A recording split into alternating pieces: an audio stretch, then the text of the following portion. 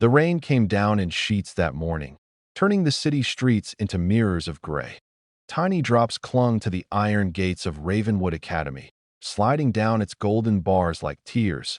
And there, standing all alone, was Amara, a small, dark-skinned girl with big, hopeful eyes and a heart that refused to give up. Her uniform hung loosely on her thin frame, clearly secondhand.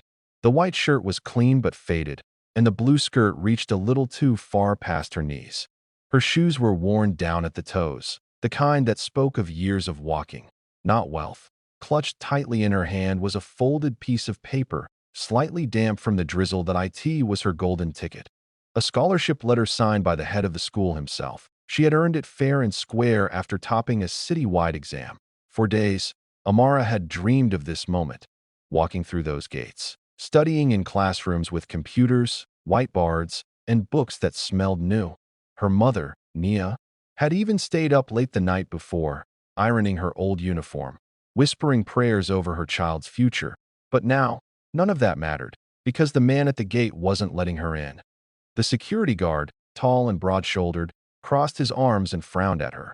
"Hey, kid, what are you doing here?" he asked, his tone cold and dismissive. Amara looked up, her voice trembling. I came for school, sir. I'm a new student. I got this letter." She held it up proudly, her hand shaking slightly. He barely glanced at it before scoffing. "You? A student here? Don't make me laugh." "But sir, it's signed by the principal. I have a scholarship." The guard snorted, shaking his head. "Scholarship or not, this school isn't for your kind. Look at you. Your shoes are falling apart. Go home, girl. Don't waste my time." His words cut deeper than he realized. Each syllable stabbed at the fragile dreams inside her chest. She tried again, softer this time. "Please, sir. I studied so hard. My mama said this school could change everything." But he wasn't listening anymore. He just waved his hand and turned away. Amara stood frozen, her body trembling as the cold wind blew her wet braids across her face. The rain mixed with the tears she tried to hide. Children in shiny cars passed by, laughing, their chauffeurs holding umbrellas as they walked through the gates she couldn't enter. Some of them stared at her. A few whispered, "Who's that girl?" And one rich boy smirked, "Probably lost. She doesn't belong here." That's when Amara lowered her head and whispered the words that would change everything. "I'm poor, so they won't let me in." Unbeknownst to her, just a few meters away, a sleek black limousine sat parked near the curb. Its windows were tinted, but from inside, a man watched everything, every tear, every word. His name was Ethan Cole, the billionaire owner of Ravenwood Industries, the man who funded half the city's institutions, including this very school that he had been scheduled for a board meeting that morning at the academy. But as fate would have it, the moment he saw Amara at the gate, something inside him stirred her. Posture, the sadness in her eyes, even the way she held that paper close to her chest. It all felt strangely familiar. He couldn't explain it, but his heart clenched with an emotion he hadn't felt in years. Ethan's driver asked softly, "Sir, shall we proceed?" But Ethan didn't respond. His gaze was locked on the little girl, the rain, the rejection, and when he heard her whisper those words, "I'm poor, so they won't let me in," something inside him broke. He didn't know her name, he didn't know her story, but he knew pain when he saw it. And for reasons he couldn't yet understand, he felt like her pain was somehow his fault. As the limousine engine purred quietly, Ethan leaned forward, eyes dark with thought. "Find out who that girl is," he ordered his assistant softly, because deep down, though he didn't know it yet, that little girl standing in the rain was his daughter. Inside the comfort of his sleek black limousine, Ethan Cole sat in heavy silence, watching the little girl disappear from his view. The world outside was soaked in gray rain, but somehow his heart felt even darker. Ethan was known across the city as the man who had everything. He was the billionaire CEO of Cole Enterprises, a company that touched nearly every corner of the economy, from luxury hotels to private schools, including Ravenwood Academy. His face graced business magazines, and his name commanded respect. People called him the man with the golden touch, but what they didn't know, what he never let anyone see, was the emptiness that followed him everywhere he went. For all his wealth and power, Ethan lived in a mansion that echoed with silence. There were no children's laughter in its halls, no warmth in its air. Just one man surrounded by trophies, paintings, and memories that couldn't talk back that he used to tell himself that his success was enough to make up for what he'd lost.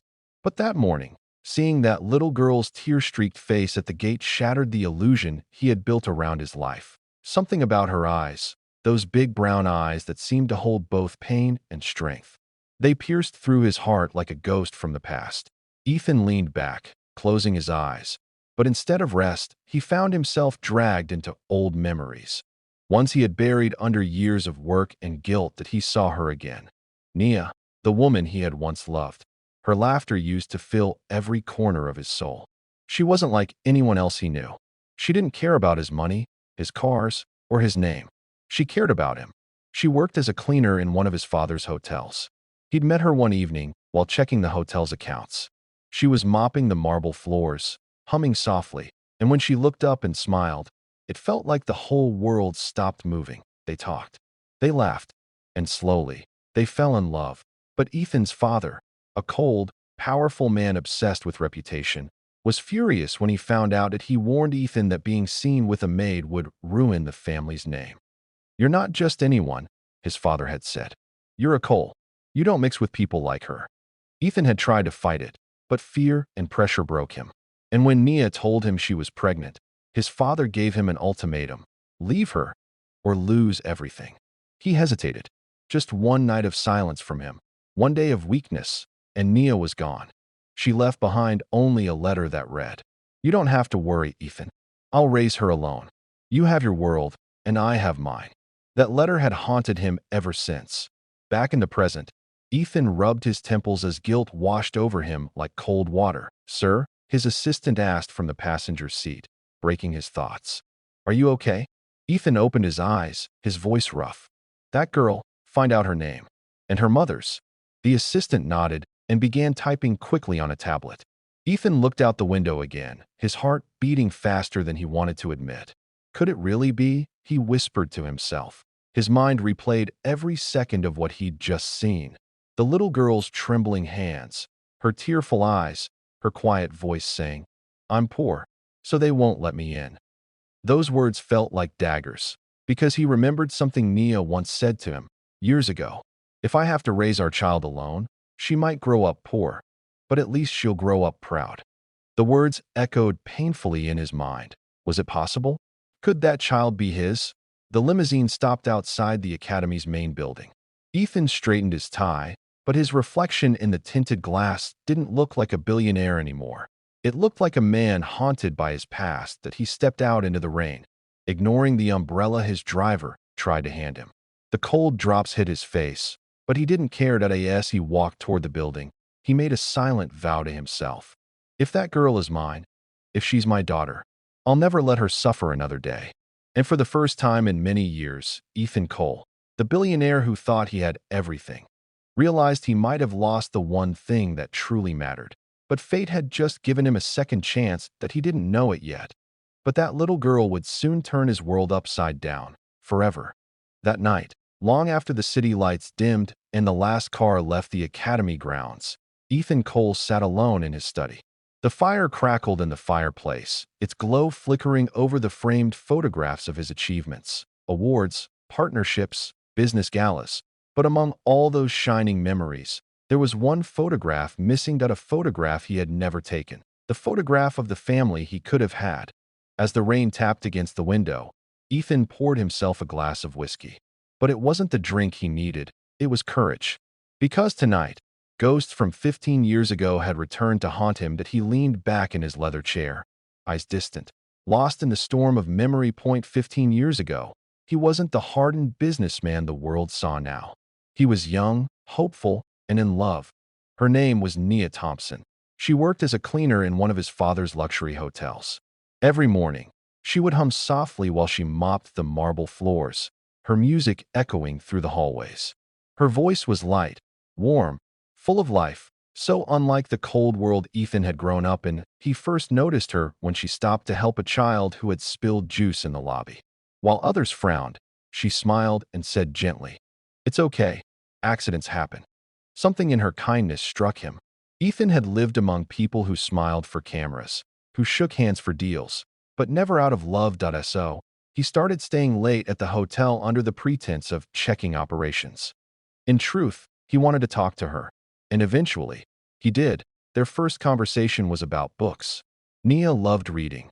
She borrowed old novels from the public library. Ethan was surprised. Most people he knew bragged about yachts and stocks, not stories and dreams. Soon, those late-night talks turned into laughter, and laughter into love. But love between two worlds never comes easy.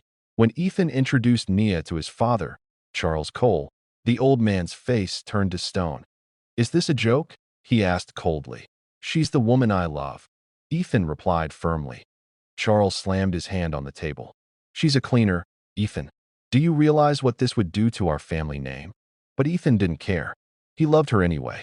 For a time, they managed to keep their relationship secret, meeting in quiet corners of the city, dreaming of a life beyond titles and expectations. Then one evening, Nia's eyes were filled with both fear and hope as she said softly, "Ethan, I'm pregnant." For a few seconds, he couldn't breathe. Then he smiled and held her close.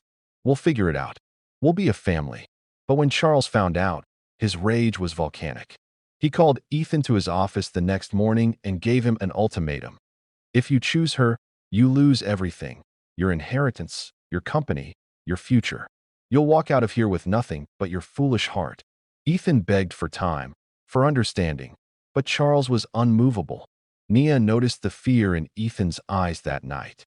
She saw him hesitate when he should have stood tall, and that hesitation broke her heart. She didn't wait for him to choose. She left. A week later, Ethan found a letter on his desk. Her handwriting was shaky, as if written through tears. "Ethan, don't come looking for me.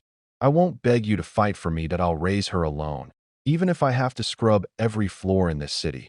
You have your world, and I have mine." Ethan read that letter until the ink began to fade. He searched for her, of course, for months. But Nia had disappeared completely. No trace, no address, no word. Eventually, time forced him to bury the pain. He told himself she'd found a better life somewhere. But deep down, guilt ate at him every single day. And now, after all these years, the universe had brought him face to face with a little girl who looked like Nia's reflection, a girl who had her same eyes, her same quiet strength. Was it possible that fate was giving him a second chance? Ethan stood and walked toward the window, staring into the city lights. The storm had finally stopped, but inside him, it still raged. He whispered softly to himself, "Nia, if she's really our daughter, I won't fail her again." For the first time in 15 years, he allowed a tear to fall, one he had owed to both of them. And outside, the moon peeked through the clouds, as if listening to his vow. The next morning, Ethan couldn't shake the image of the little girl standing in the rain, her soaked uniform, her trembling lips, the quiet defeat in her voice. It all played over and over in his mind like a painful movie. He couldn't pause.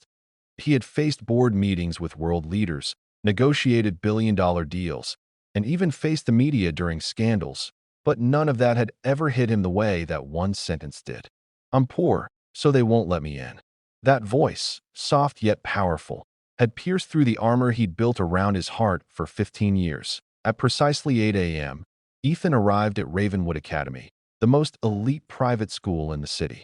The institution prided itself on producing the country's best and brightest. Children of politicians, celebrities, and CEOs. As he entered, teachers and administrators rushed to greet him. He was, after all, one of the academy's largest donors. But today, he wasn't smiling. "Good morning, Mr. Cole," the principal, Mr. Langford, said with a nervous chuckle. "Such an honor to have you here on short notice." "To what do we owe the—" Ethan cut him off, his voice calm but sharp. "There was a scholarship student outside your gates yesterday. A young girl. She wasn't allowed in." The principal's smile faltered instantly. "Ah, well, sir, you see, there might have been a misunderstanding." The guard was simply. Ethan's piercing stare froze him mid-sentence. "A misunderstanding?" A child stood in the rain, holding your school's acceptance letter, and was told she didn't belong. Is that how Ravenwood defines excellence? The room went silent. The principal swallowed hard. Ethan continued, his tone steady but burning with quiet anger. I built this school so bright children from every background could have a chance, not just those born into luxury. If your staff can't understand that, they don't deserve to work here. Mr. Langford tried to recover. Oh, of course, sir. We'll correct this immediately. What's the student's name? Ethan's assistant stepped forward. Her name is Amara Thompson, sir. 10 years old. Top scorer in the city's scholarship exam. The principal's eyes widened slightly. Ah, that one. I recall her file. Right, yes. But, he hesitated, lowering his voice. Her mother's situation is less than ideal. Ethan leaned forward. And what situation is that? Well, the principal stammered. Single mother, works as a cleaner, lives in the old district. The board thought admitting her might, make the other parents uncomfortable. Ethan's voice dropped to a deadly calm. Uncomfortable. He stood, his tall frame commanding the room. You should be uncomfortable because you turned away the very reason this school exists. If a child with brilliance and courage doesn't belong here, then what's the point of Ravenwood's name? The principal's hands trembled slightly. Why, yes, sir. I'll see to it personally that she's admitted immediately, and we'll make sure she receives everything she needs. Ethan nodded, his expression unreadable. Good. And one more thing, he added, turning to leave. From this day forward, she is to be treated with the same respect as the mayor's daughter or mine. Do you understand? The principal blinked, confused by the last part, but nodded quickly. Of course, sir. Absolutely. Later that afternoon, as the school gates opened, little Amara stood there again, her heart racing. She had been told to come back. Her mother had carefully ironed her uniform once more, whispering encouragement. Just be brave, my love. Nia had said softly, brushing her daughter's hair. Sometimes the world is unfair, but you walk in anyway. This time, the guard didn't stop her. He opened the gate and gave her a stiff nod. You can go in, kid. Amara hesitated for a moment, then stepped through, her heart swelling with both fear and pride. Behind her, the black limousine was parked once again. Ethan sat inside. Watching quietly, he smiled faintly when he saw her walk through those golden gates. This time, not as a poor girl turned away, but as a student who had finally claimed her place. As the limousine rolled away, Ethan whispered to himself, "That's my girl. She just doesn't know it yet."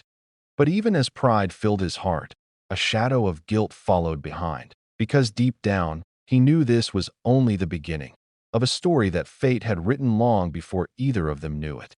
The morning sun broke through the clouds, casting a golden glow over Ravenwood Academy. The campus sparkled with marble walkways, trimmed hedges, and fountains that shimmered like diamonds. For most students, this was just another day in paradise. But for Amara, it was her first real step into a world she'd only seen from the outside. Her heart pounded as she stood by the front gate, gripping the straps of her small, faded backpack. Every inch of her body buzzed with nervous excitement.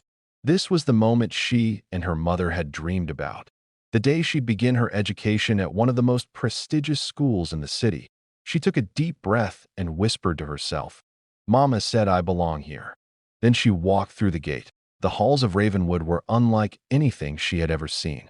Walls lined with shining lockers, digital screens showing announcements, and children wearing perfectly pressed uniforms that looked like they had just come out of a catalog. Amara's uniform was clean, but clearly different. The color slightly faded, the size not quite right. Her mother had bought it secondhand from a donation drive, and although she had washed and pressed it carefully, it still carried the smell of laundry soap and old fabric. The moment she entered the classroom, conversations hushed, every head turned toward her. "Who's that?" One girl whispered. "She's the scholarship kid." Another replied with a smirk. The teacher smiled kindly. "Class, this is Amara Thompson. She'll be joining us this term on full scholarship. Let's give her a warm welcome." A few students clapped half-heartedly, but most didn't bother. Amara forced a polite smile and quietly took the empty seat in the back corner of the room. As the day went on, she tried her best to fit in. She listened attentively, answered questions when called, and kept her head down when whispers started. But children could be cruel in ways they didn't even understand at lunchtime. When everyone gathered in the shiny cafeteria, Amara sat at an empty table and opened her small lunchbox. Inside were 2 pieces of bread, a boiled egg, and a small portion of rice and beans. She was about to take her first bite when a girl from another table sneered, "Ew, what's that smell?" Another laughed. "She probably eats that every day. My dog eats better food." The laughter spread like wildfire. Amara froze, staring at her food as her vision blurred with tears. She tried to close the lunchbox quietly, but her hands were shaking. She wanted to disappear, to melt into the ground. But just as she was about to stand, a gentle voice spoke behind her. "Can I sit here?" It was Liam, one of her classmates, the only one who had smiled at her that morning. He sat beside her and opened his own lunchbox. "My mom packed too much today," he said, pretending to be casual. "Want to share?" Amara blinked, surprised. "You don't have to," he smiled. "I want to." They sat together, eating quietly. The laughter around them softened. For the first time that day, Amara felt a flicker of belonging. Meanwhile, across the campus, Ethan Cole stood in the principal's office, looking through the large glass window that overlooked the playground. His assistant had arranged for him to observe classes under the guise of a school inspection. But Ethan's real reason was far more personal. Through the glass, his eyes scanned the crowd of children until they found her. Amara. She was smaller than most of the others, sitting quietly under a tree during recess, sketching something in her notebook. He watched her draw with careful strokes, her tongue slightly sticking out in concentration, the same way Nia used to do when writing grocery lists. That a faint smile tugged at his lips, but it was quickly replaced by pain. He could see how some children ignored her, how others whispered behind her back. It was the same cruelty Nia had faced years ago, the same judgment that had kept them apart. Later that afternoon, Amara returned home, her shoulders slumped. Nia greeted her with a warm hug. "How was your first day, my love?" Amara forced a smile. "It was okay, Mama. The school is really big." But when she went to bed that night, tears quietly rolled down her cheeks. She whispered to the ceiling, "Mama, I wish I didn't feel so different." Across the city, Ethan sat by his window, staring at the same moon that shone over her home. He had seen her pain, and he couldn't bear it. He whispered to himself, "You don't know it yet, little one, but I'll make sure no one ever makes you feel small again." That night, two hearts, one of a father and one of a daughter, beat quietly under the same sky, connected by a truth neither of them yet knew. The night was heavy with silence. The small apartment that Nia and Amara called home sat in one of the oldest parts of the city, where the streetlights flickered and the sound of distant traffic mixed with the hum of the refrigerator. Nia stood by the sink, her hands deep in soapy water, scrubbing the last of the dinner plates. Her eyes looked tired, with dark circles forming underneath them. The day had been long. She'd cleaned 3 houses, then rushed to the diner for her evening shift. But her thoughts weren't on her aching body. They were on her daughter. Amara had gone to bed early, unusually quiet. That alone told Nia everything. She turned off the tap, dried her hands on her apron, and quietly tiptoed to Amara's room. The little girl was lying on her side, clutching her worn teddy bear, the one toy she had since she was 3. Her face was buried in the pillow, and even in the dim light, Nia could see the faint streaks of dried tears on her cheeks. Nia's heart cracked. She sat gently beside her and brushed a hand through her daughter's curls. "Amara," she whispered, "you can tell me anything, baby. What happened at school?" Amara stirred but didn't open her eyes. Her voice came out soft, fragile. "They laughed at me, Mama." Nia froze. "They said my clothes are old, and my food smelled funny. One girl said poor people shouldn't go to fancy schools." Her voice broke. "I didn't say anything, Mama. I just sat there." Nia closed her eyes, holding back tears. Each word from her daughter cut her like a knife. She had worked herself to exhaustion for years to make sure Amara had a chance at a better life. Yet, it seemed the world refused to let go of its cruelty. "Oh, baby," Nia whispered, pulling her close. "You listen to me, okay? Don't you ever let anyone tell you you're less than them. You hear me?" Amara nodded weakly. "You're kind, you're smart, and you belong anywhere you walk into. God didn't make a mistake with you." Amara looked up, her small eyes glistening. "Then why does it feel like I don't belong?" That question hit Nia harder than anything. She had no perfect answer, no fair reason why the world was so cruel to those who had less. But she knew one thing. Her daughter would never face it alone. When Amara finally drifted to sleep, Nia sat on the edge of the bed for a long time, watching her breathe. Then she stood and walked to the living room. The only light came from the small lamp on the table, where stacks of unpaid bills sat next to her old laptop. Nia picked up one of the envelopes and sighed. Rent was due. Tuition had to be paid again next month. And there were groceries to buy. She buried her face in her hands. For a few moments, the strong, unshakable Nia allowed herself to break. Silent tears slid down her face. I can't fail her, she whispered. Not again. Not after everything. Later that night, she opened her laptop and searched for extra jobs, anything she could do after hours. Babysitting, laundry services, late-night cleaning shifts. Her body screamed for rest, but her love for Amara screamed louder. Every hour she worked was a shield against the world that tried to make her daughter feel small. Every dollar she earned was another brick in the future she was building for her child. Still, a haunting memory slipped through, the man who had walked away years ago. Ethan, the man who had promised her the world, only to vanish when she needed him most. Nia had tried to move on, but sometimes, in moments like this, she wondered if he ever thought about them. If he ever thought about her. About the little girl who looked just like him. She shook her head, wiping her tears. No, she whispered.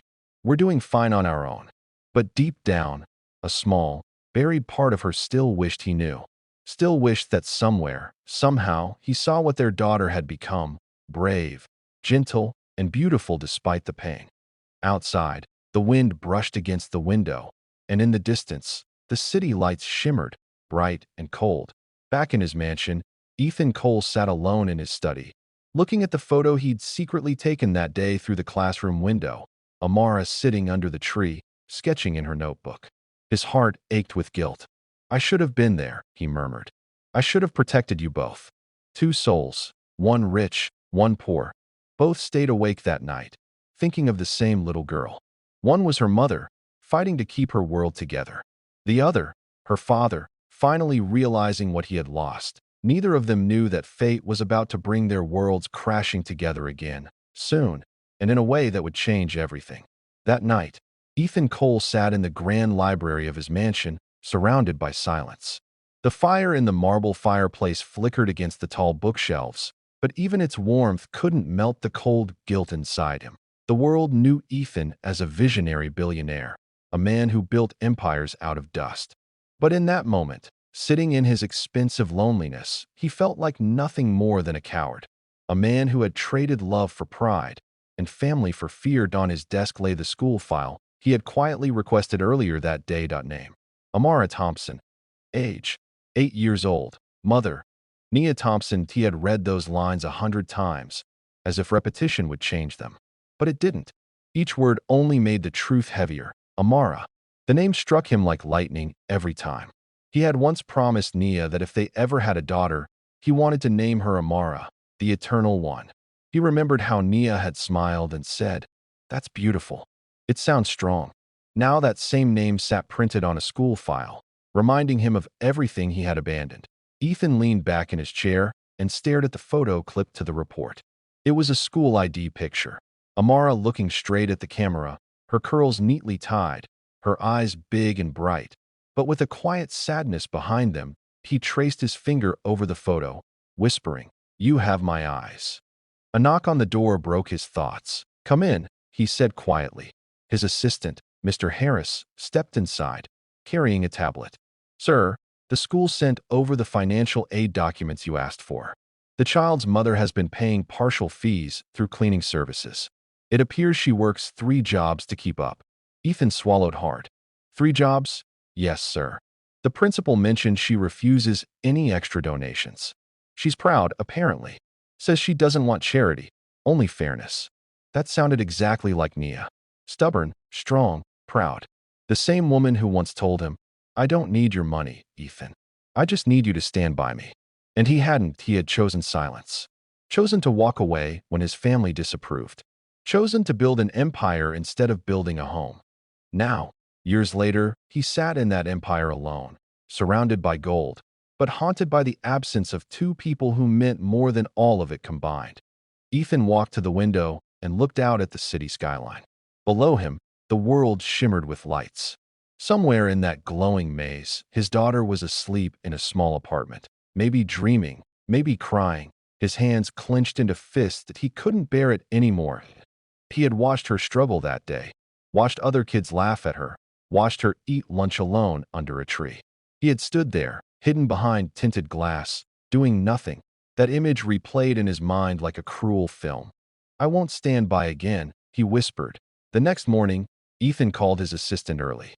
"Harris, arrange a meeting with the school board. I want to personally sponsor their scholarship program, quietly. No publicity." "Of course, sir. Shall I list it under the Cole Foundation?"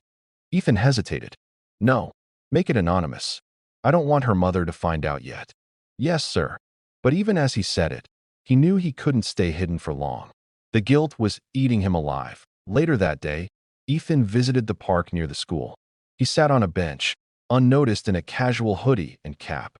Children ran past him, laughing, playing. And then, in the distance, he saw her, Amara. She was sitting by herself again, sketching on a small notebook. He quietly watched her for several minutes. Her drawing was of a big house with a garden full of flowers. A stick figure of a woman stood beside a smaller one, a mother and daughter. And next to them, faintly drawn, was a taller man holding their hands. Ethan's throat tightened. She had drawn him. Even though she didn't know who he was, she had imagined him there. With them, a tear slipped down his cheek. "I've missed so many years," he murmured. "But I'll make it right." Somehow, that night, he sat down with a notepad and began writing. Something he hadn't done in years. "Dear Nia, I don't deserve forgiveness. But I can't keep pretending I don't see what I've done. I saw her, Nia. I saw our daughter today. She's everything you said she would be. Brilliant, brave, beautiful. And I'm ashamed that she doesn't even know my name." That he stopped writing, his hand trembling. "I'm going to fix this," he whispered. "No more excuses." For the first time in years, Ethan Cole made a decision not as a billionaire, but as a father. Days passed, but Ethan couldn't stop thinking about that drawing. The little family sketched by a girl who didn't even know her father was real, sitting just a few feet away. He had spent years building skyscrapers and buying companies, but nothing in the world felt as heavy as that small piece of paper he had secretly taken from the park trash bin after she left. He kept it in his pocket now, folded carefully, like a fragile piece of his own heart. He couldn't stay away anymore. Every evening, he found himself driving past the modest apartment building where Nia and Amara lived. The building was old, the paint peeling, but the small balcony was always decorated with colorful flowers, a sign of Nia's gentle spirit that he still remembered vividly. He wanted to knock. He wanted to tell her everything, how sorry he was, how much he had missed them both. But fear still chained him. "What if she doesn't forgive me?" he whispered to himself. "What if she doesn't even want me near our daughter?" Meanwhile, life for Nia hadn't gotten any easier. Her workload had doubled, and the exhaustion was showing. One night, as she was leaving her second cleaning job, her boss handed her an envelope. "What's this?" Nia asked, confused. The man smiled. "A donation came in for staff welfare from some anonymous benefactor. You've been included." She opened the envelope to find a check inside. The amount was enough to cover Amara's school fees for the next few months. Her eyes widened. "This must be a mistake. I can't take this." But the boss shook his head. "It's legitimate. They specifically asked for it to go to a hard-working mother who never complains." Nia stood frozen, tears welling in her eyes. She had no idea that the man behind that kindness was the same one who had once broken her heart. That night, she came home, hugged Amara tight, and whispered, "See, baby, God's watching over us. Miracles still happen." Amara smiled sleepily, unaware that the miracle was her father trying to make things right. The next day, Ethan couldn't help himself. He returned to the school, not as a businessman this time, but as a volunteer for the school's charity event. He wore a simple shirt, no bodyguards, no spotlight. He just wanted to be near her. He helped set up tables in the courtyard. He saw Amara again, this time laughing with another child, her curls bouncing as she ran. Her laughter was like a melody he hadn't heard in years. Then, suddenly, one of the boys tripped near the lemonade stand, spilling a drink all over her notebook. "My drawing," she gasped. The boy shrugged. "It's just paper." But Ethan stepped forward before anyone else could react. Hey, little artist, he said softly, offering her a clean napkin. Don't worry, the best art isn't ruined by a little mess. Amara looked up at him curiously. You think so? He smiled, kneeling to her level. I know so. The best artists always find a way to fix what's broken. Something in his voice comforted her. She nodded, wiping her drawing carefully. You sound like my mom. She says the same thing. Ethan chuckled softly. Your mom sounds like a very wise woman. She is, Amara said proudly. Even when we don't have much, she says we're rich in love. Ethan's throat tightened. His eyes glistened, but he quickly looked away before the emotion could betray him. I'm sure she's right, he whispered. Later that evening, Nia came to pick Amara up from the event. Ethan stood at a distance, half hidden behind one of the booths. When he saw Nia, it was like time froze. She looked the same, yet different. Stronger, more tired. Her hair was pulled back, her uniform neat, her smile faint but warm as she spoke to her daughter. Ethan's breath caught. For a moment, he almost stepped forward. His heart screamed for it, to say her name, to tell her the truth, to finally be the man he should have been years ago. But before he could move, Amara tugged at her mother's hand and turned toward him. Mommy, that's the nice man who helped me with my drawing. Nia looked up, her eyes meeting Ethan's. The world seemed to stop, her lips parted slightly, her expression frozen between disbelief and shock. The years fell away in an instant, replaced by the memories of the man she once loved and the pain he left behind. Ethan felt his heart pound. He opened his mouth to speak, but no words came out. Nia blinked, whispering almost to herself, Ethan? And just like that, after years of distance, silence, and buried pain, their worlds collided once again. For a long, breathless moment, the world seemed to fade away. The noise of children, the music from the charity event, the chatter of parents, it all blurred into a distant hum. All that remained was the piercing, trembling eye contact between Ethan and Nia. Nia's hand tightened around Amara's. Her heartbeat thudded in her chest, memories flashing like lightning. The laughter they once shared, the promises he made, and the night he walked away without looking back. Ethan took a small step forward, his voice barely above a whisper. Nia, her name escaped his lips like a prayer, broken and desperate. Nia blinked rapidly, trying to steady herself. What are you doing here, Ethan? She finally managed, her tone low but trembling. Amara looked between them, confusion written across her innocent face. Mommy, do you know him? Nia swallowed hard, forcing a calm smile for her daughter. Sweetheart, can you go grab your things? I'll be right there. Amara hesitated, sensing the tension, but obeyed. As soon as she walked away, Nia turned back to Ethan, her expression changing like a storm. What do you want? She asked coldly. Ethan's shoulders sank. Nia, I didn't plan for this to happen. Like what? She cut him off, her eyes sharp with years of hurt. Like bumping into me after 8 years of silence? After vanishing without a word while I was carrying your child? He flinched at the truth in her words. I know I deserve that. I know I. No, you don't know, she snapped, her voice cracking. You don't know what it's like to hold your baby at night and wonder if she'll ever know her father. You don't know what it's like to explain to your child why the man who promised to love her never showed up. Ethan's eyes glistened. Nia, please. Let me explain. Explain? She gave a bitter laugh. Explain what? That you got scared? That your rich family couldn't handle the idea of you being with a maid? That you walked away because loving me was inconvenient for your reputation? Her words hit him harder than any punch could. He opened his mouth, but guilt choked his voice. Nia, he said softly, I didn't leave because I stopped loving you. I left because I was weak. My family, my father, threatened to cut me off, to destroy everything I'd built. I thought I was protecting you. I told myself I'd come back when things were stable, when I could give you both the life you deserved. Tears spilled down Nia's cheeks. You don't protect someone by abandoning them, Ethan. You don't save them by breaking their heart. I know, he said, stepping closer. I live with that every day. You and Amara, you're the biggest regrets of my life. At the mention of Amara's name, Nia froze. You know about her? He nodded, voice trembling. I saw her at the school. I didn't even know she existed until I saw her that day. She looks just like you. Nia's anger softened for a moment, Just a moment. You had no right to go near her. I know, but I couldn't help it, Ethan said quietly. When I saw her eating alone, being laughed at, it broke me. I realized I'd missed her whole life. Her first steps, her first words, her first smile. I'll never forgive myself for that. Nia turned away, wiping her tears quickly. You can't just show up now and expect everything to be okay. I don't expect that, Ethan replied. I just want to try. I want to know her. I want to make things right, for both of you. Nia looked at him, her eyes tired but fierce. And what if she doesn't want you in her life? What if she's happy without you? Ethan's voice broke. Then I'll still be here, just in the background. Watching, helping quietly. Because she's my daughter, Nia, and I'll never walk away again. For a moment, neither spoke.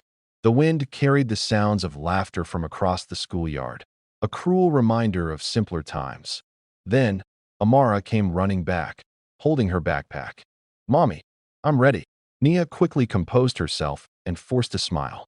Okay, baby, let's go. As they turned to leave, Amara looked back at Ethan and waved shyly. Bye, mister. Ethan's voice cracked as he smiled. Goodbye, sweetheart. As Nia walked away, Ethan stood frozen, tears finally falling freely. He had faced boardrooms, investors, and global crises. But this was the first time he had truly felt powerless. That he whispered to himself, I lost them once because of fear. I won't lose them again. And with that vow burning in his heart, Ethan decided it was time to tell Amara the truth, even if it shattered everything. The night after the confrontation, Nia sat in silence. The city outside buzzed with life, but her small apartment felt like a storm waiting to break. Amara was asleep in the next room, clutching her teddy bear, unaware of the emotional hurricane swirling around her mother. Nia's mind was a blur. Seeing Ethan again had ripped open wounds she thought had long healed. The pain, the memories, the questions, all came flooding back. But beneath all that, buried under years of anger, was still something softer. Something she didn't want to admit. Love, because no matter how much he'd hurt her, he was still the man who once made her laugh until her sides hurt. The man who used to hold her hand under the stars and promise a forever that never came. Across the city, Ethan sat alone in his office, staring out at the skyline. That he had power, wealth, and status. But none of it mattered anymore. Not when he just looked into his daughter's eyes for the first time and seen both innocence and pain reflected there. I've wasted too many years, he murmured. He pulled out a small velvet box from his drawer. Inside wasn't jewelry, but an old photo of him and Nia at the lake, laughing with their arms around each other. It had been his favorite picture. He'd kept it all this time, though he'd told himself it was just a reminder of his mistakes. Now, it was his motivation to make things right. That he picked up the phone. Mr. Harris, he said, his voice steady. Prepare a statement for the press. I'm stepping down from the Cole Foundation for now, and I want a full community scholarship fund launched under Nia Thompson's name. No PR, no cameras. Understood, sir, Harris replied quietly. Ethan hung up, exhaling deeply. For the first time in years, he felt like he was doing something that mattered, not as a billionaire, but as a man trying to make amends. The next morning, Nia was surprised by a knock on her door. When she opened it, she froze. Ethan stood there, holding a small box and a hesitant smile. Nia, please, he said softly. I'm not here to argue. I just want 5 minutes. Her eyes narrowed, but she stepped aside. 5 minutes, she repeated. He walked in, glancing around the small apartment. It was humble but full of warmth. Photos on the wall, drawings on the fridge, flowers on the windowsill. Everything about it felt alive. Unlike his cold mansion, he turned back to her. You made a beautiful home. Nia crossed her arms. Get to the point, Ethan. He nodded and opened the box. Inside was Amara's drawing, the one from the park, carefully preserved. She drew this, he said softly. A mother, a daughter, and a father. Even though she doesn't know me, she still dreams of me. Nia's eyes glistened, but she didn't speak. I know I can't undo the past, Ethan continued. I can't erase the nights you cried or the years I missed. But I want to earn a place in her life, even if it takes the rest of mine. Nia looked down, her voice trembling. And what about me, Ethan? You left me alone to raise her. You broke my heart. I know, he whispered, and I'll never forgive myself for that. But I'm not asking for forgiveness. I'm asking for a chance to be the father she deserves, to help her believe she's not less than anyone in this world. The silence between them stretched long and heavy. Finally, Nia exhaled, tears falling freely now. She deserves to know the truth, she said. But if you hurt her, Ethan, I swear, you'll lose her forever. Ethan nodded, his own tears glistening. I'll never hurt her again.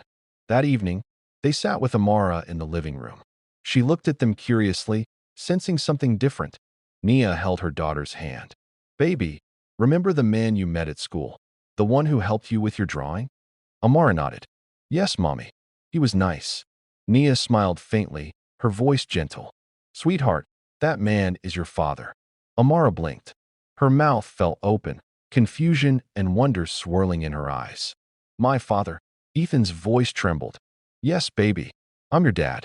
And I'm so sorry I wasn't there before. But I promise you, I'm here now.